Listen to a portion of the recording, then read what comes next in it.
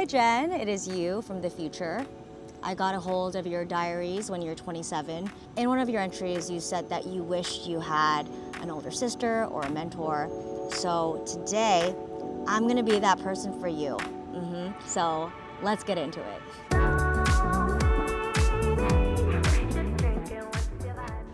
You have got to start tracking your menstrual cycle. You might think it's not a big deal, your period is pretty regular, but you will realize that you're kind of a slightly different version of yourself within that cycle. So quick rundown, there is follicular, ovulation, luteal, and menstruation. But the phase we really gotta watch out for is the luteal phase. The luteal phase is when you are the most prickly, most sensitive version of yourself. So you never want this to come behind you like the tsunami. You wanna be front and center, watching it come. So that way you can manage your stress appropriately. So there are really easy ways to track your cycle. You can use an Oura ring. You can even use like a basal temperature thermometer. Pop it in my mouth first thing in the morning, put it down in my tracking app, and then it will predict your cycle for the month. Like you'll literally get a calendar of what to expect, which is pretty neat. Now, when I see that, ooh, this is gonna be my luteal phase, I'll make sure that I avoid any high pressure events or situations, and then also limit caffeine, limit alcohol, just to really set myself up for success. I am really grateful that you made it a habit to exercise consistently in your 20s. And you're still gonna exercise pretty much every day, but for different reasons. Back then, it was really about whittling yourself to the smallest size you possibly could. You have to come to terms that you are never gonna look like those girls that you follow on social media. They're not 5'2".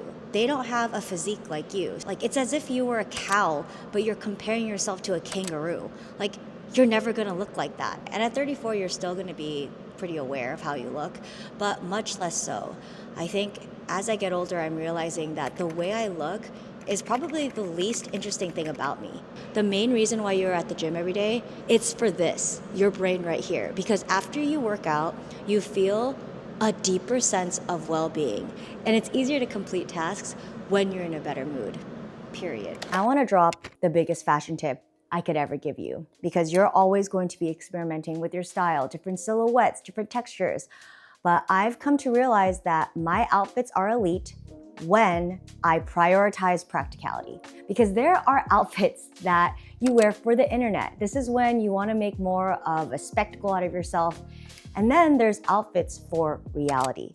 There's nothing wrong with either category, but I've noticed that I shine the best when I feel comfortable. Consider the weather and how much you're gonna walk. Like when I'm too cold, when I'm too hot, or when my feet hurt. So save those kitten pointy shoes for like a dinner in West Hollywood with valet. Honestly, there's nothing worse than wearing an outfit that is too tight or too irritating. Then you start feeling all self-conscious, and that just bleeds into your whole experience, and it quite literally kills your own vibe. So for today's outfit, I'm gonna just keep things pretty casual. For example, I feel like this outfit is very appropriate for today. Wearing a tube top that feels very secure. I can jump and it doesn't fall down. Just because you're dressing practically doesn't mean that you're compromising your style at all. One tip I can give you about journaling is to try and remember to journal when you're also feeling happy. Because those entries in 2017 to 2019, they're all dark. Where is the happiness? Because clearly there are moments that you felt joy, but you didn't write them down. When you're feeling happy, I know the last thing you wanna do is like sit down and reflect, but I feel like that is precisely when you should write down your thoughts and feelings, because you wanna capture those. You don't wanna be in your deathbed being like, girl, my life was sad.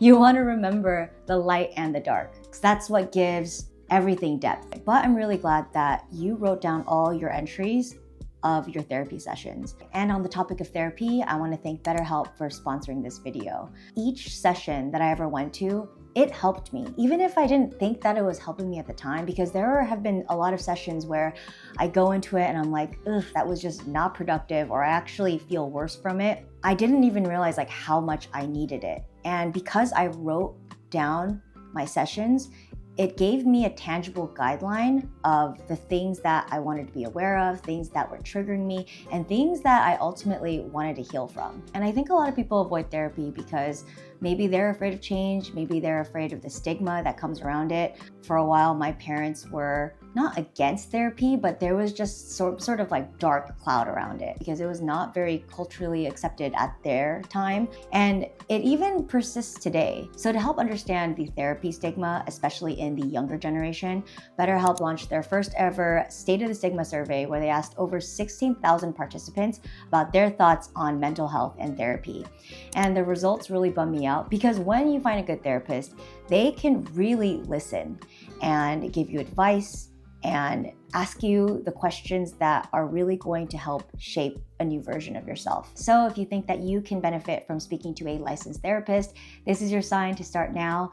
You can go to the link in my description box or go to betterhelp.com/Jenn, that's better HELP, to get connected to a therapist in just a couple of days. You can also use this link to get 10% off your first month. Being alone is weird for you. Like, you enjoy being alone on your own terms, but the second you want to hang out with people and they're all busy, that is when you squirm. You're like, oh, I guess I can't go out. I guess I can't go to that restaurant or that bookstore. These are lies.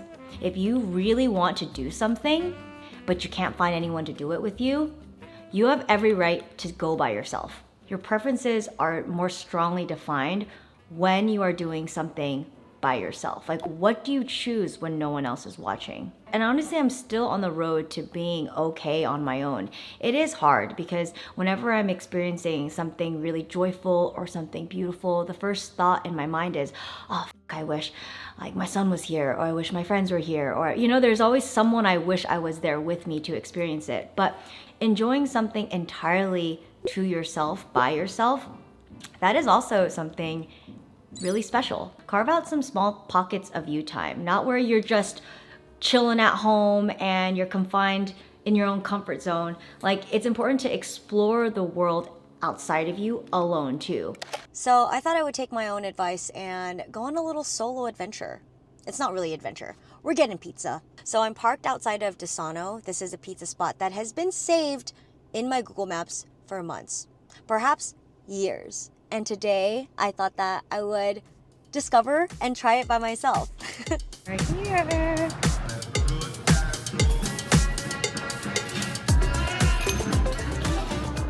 One of the things I really want to talk about is slowing down. I feel like right now you're rushing a lot. There's a beauty in punctuality and efficiency, but before you rush a little too hard, really ask yourself, what exactly are you rushing for? Is this a timeline that you have imposed on yourself? I feel like it makes more sense to save the urgency when it actually matters. For example, like an appointment or a reservation. But anything else, as long as you complete it by the end of the day, you are fine, honey. There's no need to make your nervous system go berserk. Oh my gosh, my pizza's here. Thank you. That looks incredible. You make the biggest mistakes when you are rushing. It's never when you have your full undivided attention at the task at hand. So just focus on that. Just focus on doing the best job you can with whatever you're doing. This is a soft reminder that those text messages can wait. Those projects, you're gonna get done. If anything, I feel like the reason why you rush is because when you know you have to do something, there's this anxiety that builds. Like, you feel like you can't rest until something is completed. But you know what, baby? There's always gonna be things to complete. And constantly being stressed and overwhelmed is not gonna help you. So you gotta relax. Take your time. Doesn't mean that you're lazy. It's better to take your time on something rather than rushing and then making errors. You might as well just do it slower, but do it right, rather than rushing something, getting it wrong, and having you do it again. With that said, let's try this pizza. Oh my God, look at this pizza in all its glory. Okay, I feel like this is a good slice to start off with. Of course, we've got to add some hot pepper flakes. Let's give it a go. This is a very balanced pizza. It's not too thin where it can't hold its own structure. It's just very balanced, as I've said. I feel like pizza is the perfect solo food to get because whatever you don't eat, you can just easily take back in a box, and it keeps well. And so you can enjoy it again another time.